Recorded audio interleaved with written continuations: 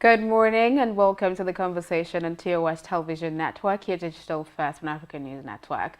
Reaching you from Abuja, Nigeria's capital city. My name is Ade Swasi. And as always, the conversation is going to both inform and engage you. On the show today, we're going to be looking straight into, ahead actually into 2023. There's been a lot of build-up into who should be president of Nigeria come 2023. A lot of persons have declared persons, with different qualities and personalities.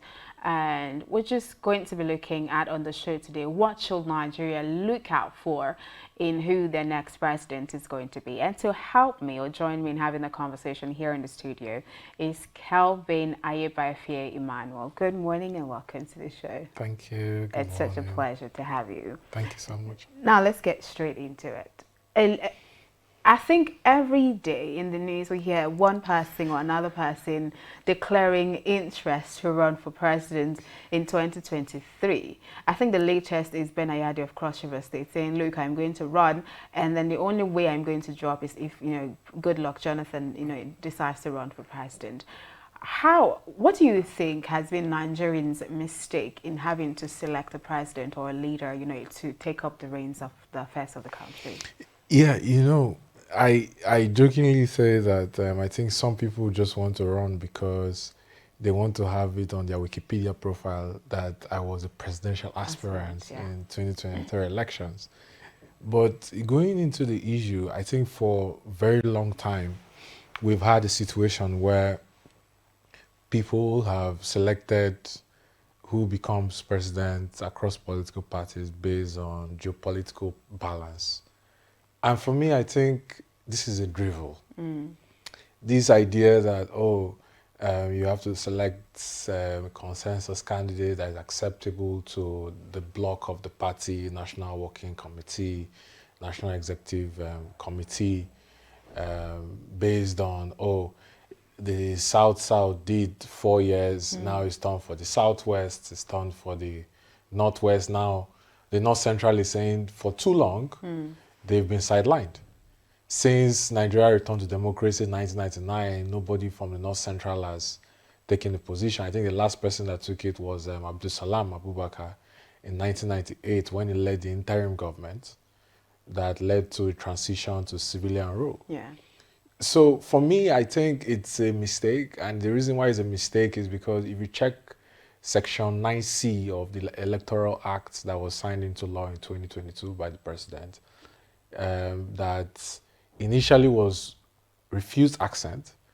I was of the opinion that the president refusing accent of making it compulsory for political parties to adopt direct primaries was a mistake. The idea that you're going to open it into indirect and consensus where a group of people can sit down in a room and say, this is the person that we pick, not based on the block popular votes of the delegates of the parties who should run into their thousands, at least 4,000 to 5,000 people on an average having to decide, and these candidates having to test their popularity. And then if you look at from sections, I think 78 down to sections 82 of the Electoral Act of 2022, I think to 89 or 92, I can't remember the exact sections and subsections very well, but you notice that there are strict rules on participation and declaration of assets, financial statements, reports to the INEC, ensuring that every delegate is verified, INEC coming to conduct the primaries for the parties. These are things that has been lacking in our elections. A cap on how much a single individual can donate to the elections. The fact that political parties cannot use government funds to fund their party activities. In fact, political parties are not supposed to use government property to fund the activities and running of the party. A political party cannot say we're going to donate this government building for our campaign office or activities. We are going to use this government jet for campaign. These are things that are expressly stated. So for me, I believe at the end of the day, we have to come back to the Electoral Act, the potency of it, and the enforcement of the Electoral Act to be sure that we're playing by the rules and to be sure that the people have a say in who becomes the candidate of the party. Because I say it all the time. If you appoint two bad eggs from two major political parties, you're going to have a bad egg eventually win the presidency. Yeah, let me take you back to the whole consensus thing. Do you think that's or are you saying that's equivalent to imposing a candidate on the citizens, whether or not eventually they get to vote whoever, but a party deciding to hold a consensus and say, look, this is who we're picking to run for the party? Do you think that's imposition in itself? I think it's selection, is imposition, and it's not democracy. It's not democracy because you have a bunch of old men, I'm sorry to use that word, gather in a room and put all their cards and interests on the table and say, oh, this one says, if I'm going to drop my ambition and vote you, give you my vote of confidence to take this seat, or your person to take this seat, this is what I'm going to get in return. This is the block of appointments I'm going to get in return. These are the contracts I'm going to get. These are people basically like sitting down to share the country for themselves. How do you run an election on a bunch of old people sitting down together and saying, I pick this, you pick this, you take this, you take this, and they don't represent the interests and the desire and will of the people? So do you think, like, going by everything that's been happening, let's put the consensus aside, going by how Nigerians have been, picking who to lead them in different elections, do you think that we as a people actually know what to look out for in a presidential aspirant, or in who we want to actually take the affairs of the country? The first thing Nigerians need to fight against is this thing of bringing career politicians who don't have a pedigree. Government is not a place for people to become rich. I always say that the first quality you notice about developed nations is the fact that businessmen and women are richer than politicians. In a country that is backwards, you always notice that the governor is the richest person in your state. Yeah. Right? Yeah. So you need to do away with career politicians who don't have any pedigree of building anything, either in public service or in business or in civil society.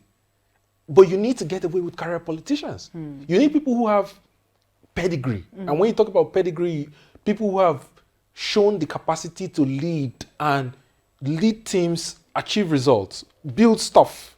And Nigeria has 206 million people, hardworking, talented, all over the world. Are you saying that what we have is the best of Nigerians? Is that what you're saying? Is it that the people who should really run Nigeria are not coming forward because they feel like the waters are too murky and they're not ready to put their names through what it is? Is that the case? Or they don't stand a chance? Or they know that the will of the people will not prevail?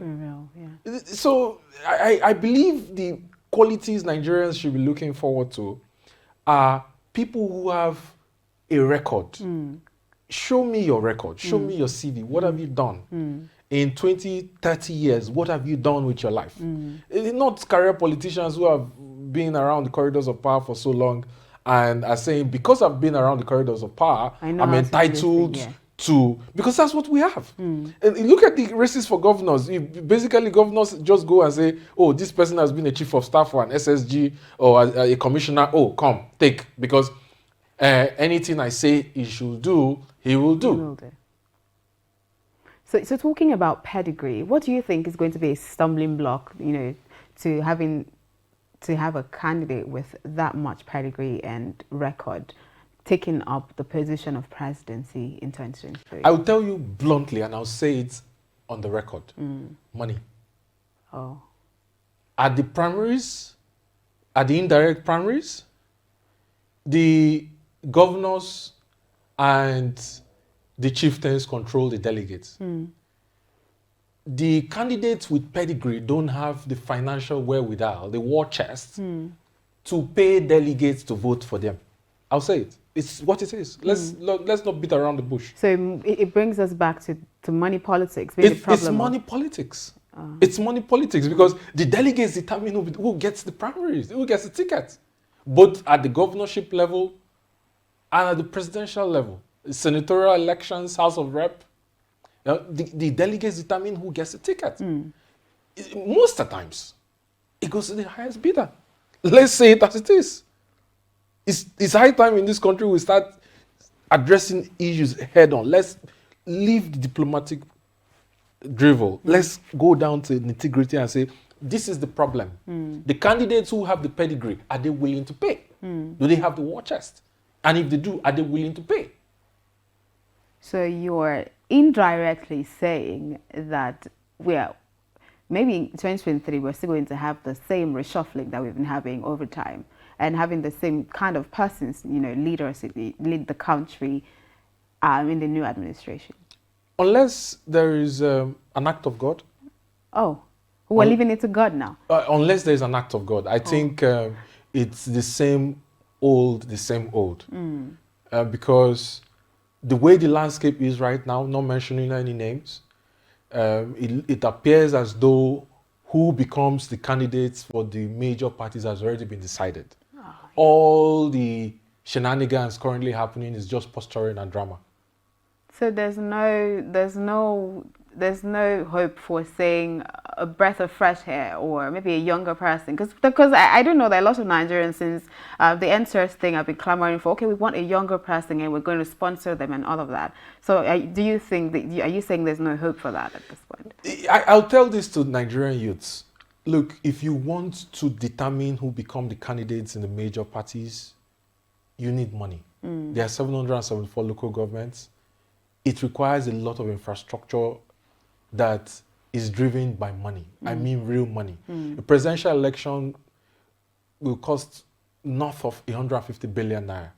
I mean, sales of form is it's a lot of money. Yeah. And and you have people who come together and say, oh, hey, I'm going to drop 10 billion. But if I drop 10 billion, this is my slot. That's Nigerian politics. If the young people want to participate, they need to learn the power of aggregation, crowdfunding. They need to tap into the legislation for the Electoral Act that has been passed in 2022 and capitalize on the enforcement of those rules, on the cap that is placed on how much each individual can donate. And it favors the young people. The economics favors the young people, right? So the young people need to realize that they only have a say where they put their money, because he who blows the piper dictates the tune. Yeah. If you don't put your money in it, you cannot fuel the decisions. You can't. It's just the way it is. Every other thing is white noise. It's just propaganda and noise, agitation that doesn't lead to anything. If you don't put money down on the table, if the young people cannot come together and say, hey, our block is going to contribute 15 billion, this one will do 20 billion, and we're bringing 100 billion together to match, block for block, it's just noise. Just noise. All right, that's about it for the show this morning, actually. Thank you so much for sharing your thoughts with me on the show. Thank you. Thank you. Thank you. And thank you for staying with me on the conversation this morning. Do not forget that I'll be back here, same time, same channel. But as I always say, you have to be a part of the conversation. Just join us across our social media platforms. It's TOSTV Network on Facebook, Twitter, Instagram. The channel to subscribe to on YouTube is TOSTV Network. And of course, stream our website, www.tostvnetwork.com, for news, stories, and happenings from across the world. Thank you again. My name is Adeswalsi, and I'll see you tomorrow.